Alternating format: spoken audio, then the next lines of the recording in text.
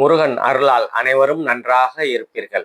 ஸ்ரீ சௌடாம்பிகை ஜோதிடம் நேயர்கள் அனைவருக்கும் ஜோதிடர் ஜெய தமிழ் செல்வனின் அன்பு வணக்கங்கள். நம்ம சேனலை லைக் பண்ணுங்க, சப்ஸ்கிரைப் பண்ணுங்க, ஷேர் பண்ணுங்க. துல்லியமான பலன்களுக்கு கீழே உள்ள நம்பரை கான்டாக்ட் பண்ணுங்க. இப்ப ஒவ்வொரு ராசிக்கும், அதாவது வைகாசி மாத பொது பலன்களை பத்தி நம்ம பார்ப்போம். வைகாசி மாசம், போன மாசம் வரைக்கும் சித்திரை மாசம் சூரியன் வந்து உச்சநிலையில இருந்திருப்பாரு. இப்ப அதாவது தமிழ் மாதத்துல வைகாசி மாதத்துல ரிஷபராசிக்கு பயிற்சி ஆகுறாரு. ரிஷபராசி சூரியன் புதன் ரிஷபராசியில இருப்பாங்க. இதை வந்து சூரியனும் புதனும் இணையிறது புத ஆதித்ய யோகம் அப்படின்னு சொல்லுவாங்க. இது வந்து கன்னி ராசிக்கும் மிதுன ராசிக்கும் நல்லது. அதாவது புதனோட ராசிக்காரங்களுக்கு ரொம்ப நல்லது.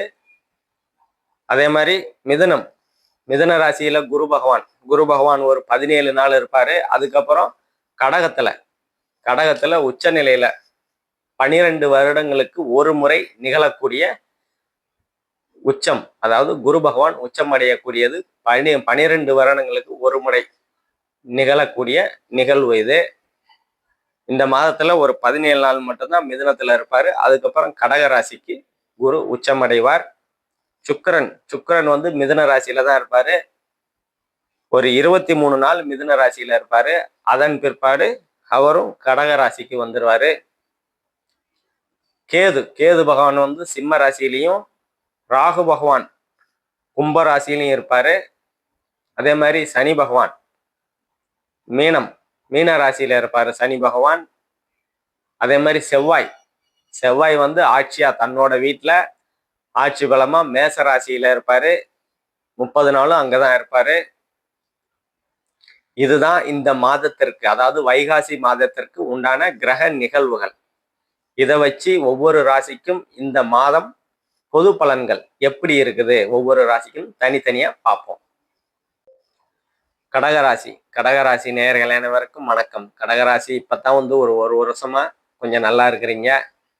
அஷ்டம தசனி விலகி இப்பதான் கொஞ்சம் அப்பாடா அப்படின்னு பெருமூச்சு விட்டுட்டு இருப்பீங்க. இப்ப உங்க ராசியிலேயே குரு பகவான் 17 நாளுக்கு அப்புறம் குரு பகவானும், 23 நாளுக்கு அப்புறம் சுக்கிர பகவானும் வருவாரு. 2 சுபர்கள். அதுவும் உங்க ராசியில குரு பகவான் உச்சமடைய போறார். 12 வருடங்களுக்கு ஒரு முறை நிகழக்கூடிய நிகழ்வு தான் இந்த குரு உச்சம் பெற நிகழ்வு. அது உங்க ராசியில தான் வந்து கடகத்துலதான் வந்து உச்சமடைவார். அது இந்த 17 நாளுக்கு அப்புறம், வைகாசி மாதம் இந்த 17 நாளுக்கு அப்புறம், அதாவது ஜூன் 2ஆம் தேதி குரு பகவான் உங்க ராசியிலேயே உச்சமடைஞ்சா என்ன அப்படின்னா, குரு தான் இருக்கிறதுலே வந்து இயற்கை சுவர், முழு சுவர்னு சொல்லுவோம். நல்லதுகள் எல்லாம் இருக்குதுன்னா அது குரு பகவான் தான் கொடுக்கணும். அந்த குரு உங்க ராசியிலேயே இருக்கிறது நல்ல ஒரு தனி சிறப்பு. அஷ்டமது சனியும் விலகிருச்சு. உச்ச குருவும் உங்க ராசிக்கு வர போறாரு. நீங்க கேட்டது கிடைக்கும், தொட்டது தொடங்கும், நல்ல வளர்ச்சிகள் இருக்கும். இது வரைக்கும் பட்டு வந்த கஷ்டம்லாம் வந்து தீரக்கூடிய ஒரு நல்ல அமைப்புகளா கடகராசிக்காரங்களுக்கு இருக்கும். அதே மாதிரி 2ஆம் இடத்துல கேது பகவான் இருக்கிறாரு. கேது பகவான் வந்து பெரிய அளவுகள் பிரச்சனைகளை கொடுக்க மாட்டாரு. ராகு பகவானை விட கேது பகவான் கொஞ்சம் பரவாயில்லை அப்படின்னு தான் சொல்ல முடியும். குடும்பம் ரொம்ப நாளா குடும்பம் அமையலைன்னா குடும்பம் அமையக்கூடிய சூழ்நிலைகள்லாம் உங்களுக்கு இந்த காலகட்டத்தில் நல்ல விதமா இருக்கும். யாருக்காவது வாக்கு கொடுத்தீங்கன்னா அதை நிறைவேற்றக்கூடிய தன்மைகள் இருக்கும். பொருளாதார முன்னேற்றம்லாம் உங்களுக்கு நல்ல விதமாவே இருக்கும்.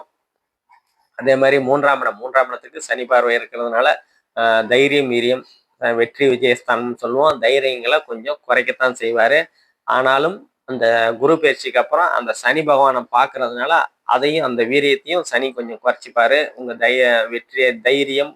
தைரியம் வந்து கொஞ்சம் உயரக்கூடிய அமைப்புகள் படிப்படியா வந்து நல்ல அமைப்புகளா இருக்கும். தம்பி தங்கைகள் கிட்ட கொஞ்சம் இருந்து வந்த பிரச்சனைகள்லாம் 17 நாளுக்கு அப்புறம் அதெல்லாம் ஆட்டோமேட்டிக்கா சரியாகக்கூடிய நல்ல அமைப்புகள் கண்டிப்பா இருக்கும். அதே மாதிரி 4ஆம் இடத்துக்கு 17 நாள் குரு பகவான் பார்வை இருக்கிறதுனால வீடு வாகன யோகம் உண்டாகும். தாயால் அனுகூலங்கள், ஆதாயங்கள் கண்டிப்பா உண்டாகும். தாய்க்கு சிறு சிறு உடல் உபாதைகள் இருந்தது அப்படின்னா அந்த உடல் உபாதைகள்லாம் சரியாகக்கூடிய தன்மைகள் கண்டிப்பா நல்ல விதமா இருக்கும். இந்த குரு பயிற்சிக்கு அப்புறம் உங்க 5ஆம் இடத்தை பார்ப்பார். அதிர்ஷ்டஸ்தானம், நல்ல எண்ணம், நல்ல சிந்தனைகள், அந்த மாதிரி அமைப்புகள் 5ஆம் இடம் கொடுக்கும். புத்திரபாகியஸ்தானம்னு சொல்லுவோம். உச்சகுரு உங்க 5ஆம் இடத்தை பார்க்கறதுனால உங்க குழந்தைகளால அனுகூலங்கள், ஆதாயங்கள் புத்திர புத்திர பாகியம் கிடைக்கக்கூடிய அமைப்புகளை குரு பகவான் கண்டிப்பா கொடுப்பாரு.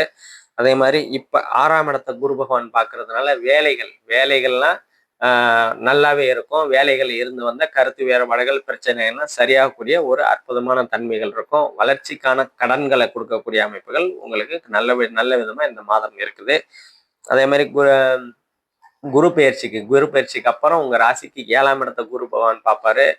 ரொம்ப நாளா திருமணம் ஆகல. ஏன்னா 7ஆம் இடம் வந்து கலத்திரஸ்தானம்.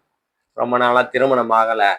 2 வருஷமா பார்க்குறோம், 3 வருஷமா பார்த்துக்கிட்டு இருக்கோம். எதுவும் அமையல, வரன்களே அமையல அப்படின்ற அமைப்புகள் இருந்தது அப்படின்னா, இந்த காலகட்டத்துல உங்களுக்கு திருமண யோகம் கண்டிப்பா நல்ல விதமா இருக்கக்கூடிய அமைப்புகள்லாம் உங்களுக்கு நல்ல விதமாவே இருக்குது.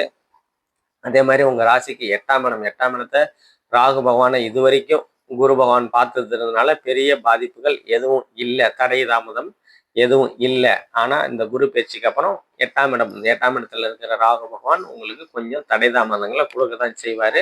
அதை கவனமா கடந்து போங்க. அதே மாதிரி உங்க ராசிக்கு 9ஆம் இடத்துல சனி பகவான் இருக்கிறாரு.